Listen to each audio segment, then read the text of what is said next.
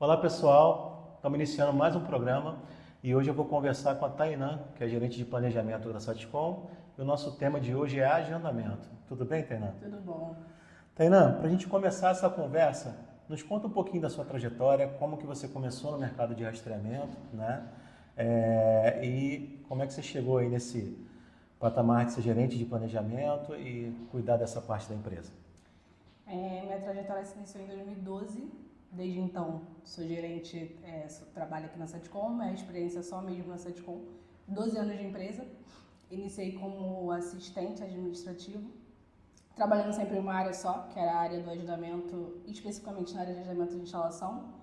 Então, fiquei uns bons anos trabalhando como agendamento e depois fui promovida a supervisora. Agora sou gerente, né? Tem um tempinho. E acredito que a trajetória é uma trajetória de sucesso até então. Ah, legal.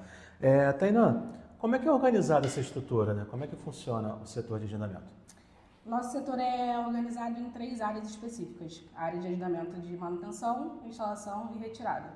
Aí em cada área a gente tem a quantidade de colaborador que trata as demandas da área específica. Certo. E qual é o desafio diário da sua equipe, né? O que eles precisam fazer a cada dia para entregar um resultado? O nosso desafio diário é agendar o máximo de serviço possível. Cada operador tem uma quantidade de meta diária de agendamento, que fica em torno de 20 a 25 por dia, isso de cliente agendado. Mas para a gente agendar a quantidade de meta, né, de 20 a 25, a gente faz contato com diversos clientes no decorrer do dia. Então são mais de 100 contatos de cada colaborador para a gente conseguir alcançar a meta de agendar o máximo possível. Entendi. Então, eles entram aqui com esse objetivo, botar 25 clientes na agenda, né? Exatamente. E é sempre para o Todos dia os dias. seguinte, como é que é? Não necessariamente no dia seguinte, a gente agenda, o foco normalmente é fechar a agenda do dia seguinte, o nosso foco principal. Mas fechando a agenda do dia seguinte, a gente vai agendando para os próximos dias, próximas datas disponíveis. Entendi. Quais são os pontos mais importantes para a gente ter um serviço bem executado, um agendamento bem executado? Eu acredito que seja a clareza nas informações passadas para o cliente. A gente tem que ter bastante atenção no que a gente passa no ato do agendamento. A gente faz o agendamento de acordo com a disponibilidade do cliente, claro, mas tem ali as orientações. Então, para que o agendamento seja executado de forma correta, para que o técnico consiga ir até o serviço e realizar e finalizar, a gente precisa passar as informações de forma precisa. Um exemplo, questão de horário. O cliente ele tem que estar ciente de que ele tem um período onde ele deve ficar disponível para que o técnico chegue e realize a instalação. Então, é muito importante passar para o cliente com clareza de que ele precisa ficar o período da tarde disponível, que o técnico vai chegar entre 1 e 6 para poder realizar a instalação, a manutenção ou a retirada. O ideal é que a gente deixe ele ciente de que ele precisa ficar disponível, tem as particularidades de cada agendamento que a gente faz, né? Por exemplo, instalação. Tem a informação importante da assinatura do contrato, que a gente precisa deixar o contrato assinado para que o técnico realize a instalação. Então, a base do agendamento são as informações passadas com clareza e bem específicas para o cliente. Entendi. Então, é isso que faz com que você tenha o setor separado, né? Instalação, retirada. Sim, é isso que faz. Cada um trata uma área e cada um tem a responsabilidade de agendar cada tipo de serviço. Entendi. Isso deve trazer mais eficiência, né? Que aí a Sim, pessoa fica focada naquele sim, objetivo. com certeza. Em geral, uma empresa de rastreamento, ela tem os clientes diretos, né? E clientes de terceiro, de associações, de cooperativas, que é o caso da Saticom, inclusive. Sim. Qual é a principal diferença, né, do agendamento para um cliente direto para um cliente de terceiro? A principal diferença são as orientações passadas no ato do agendamento. Por exemplo, um cliente de associação, um associado, ele precisa estar ciente de que se a instalação não for realizada, ele pode ter algum problema com relação à indenização junto com a associação. Se a manutenção não for realizada e o reparo no rastreador não for concluído, ele pode ter algum problema com relação à indenização em caso de roubo ou furto. Então essa é a principal diferença, as orientações passadas. Entendi. E é uma grande responsabilidade, né? Sim, tem que ser passado. De novo, a parte mais importante do agendamento é o que a gente passa para o cliente, ele tem que absorver. Legal. Em relação à rota, né? Como é que vocês fazem para fazer um agendamento de forma que essa rota faça sentido, que ela seja execuível? Como é que funciona isso hoje? Hoje nós agendamos, por exemplo, no dia seguinte, o colaborador, ele verifica a rota do dia seguinte, antes de fazer contato com o cliente. Por exemplo, a gente tem uma rota para a Baixada Fluminense. Antes de agendar, ele vai verificar, esse cliente aqui, ele reside na Baixada. O que não significa que o cliente resida na Baixada, que ele vai realizar o serviço na Baixada. Então, ainda tem essa dificuldade. Então, o colaborador ele vai fazer contato com o cliente para verificar. O cliente confirma, o endereço é esse, ele verificou que é na Baixada. Então, ele vai sempre alocar esse agendamento na rota do técnico que está indo para essa mesma área. Ah, entendi. Então, você já tem essas regiões pré-definidas? Sim, para que o técnico consiga executar a rota inteira. Certo. Aí eu sou de Caxias, vou para a Rota da Baixada. Sou de Exatamente. Campo Grande, vou para a Zona Oeste. Com a disponibilidade de dia e de período que já tenha na agenda. Ah, entendi. Assim, para a gente descontrair um pouquinho essa conversa, me fala alguma história que já tenha acontecido aí que você julgou engraçado ou diferente aí, porque eu acredito que tratando tantas pessoas, né, deve acontecer muita coisa inusitada no decorrer do dia. Né? E você lembra de alguma agora que você possa contar pra gente? O que a gente mais tem é caso de cônjuge que entra em contato para poder rastrear o veículo que é do parceiro ou da parceira. Então a gente costuma pegar bastante casos assim. Normalmente acredito que o central de monitoramento deva pegar mais casos do que o seu agendamento, mas a gente ainda recebe muito cliente, porque no agendamento normalmente é o primeiro contato do cliente com a empresa.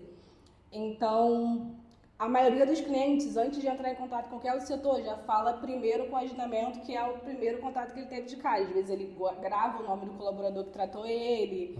Então, eles ligam para querer rastrear o veículo do parceiro, o veículo da parceira. A gente tem bastante caso assim.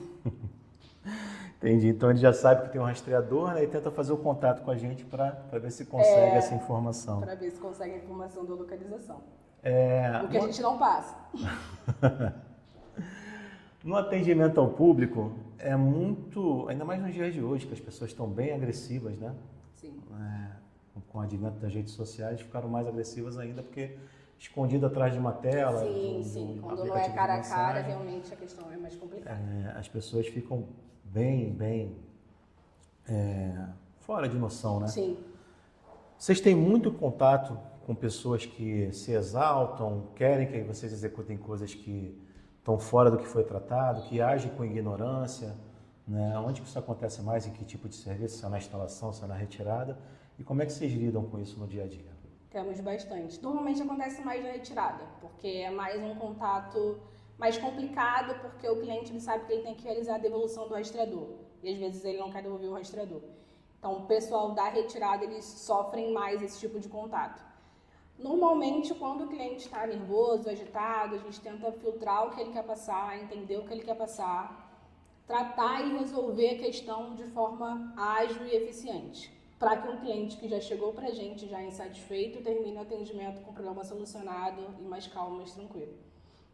Entendi.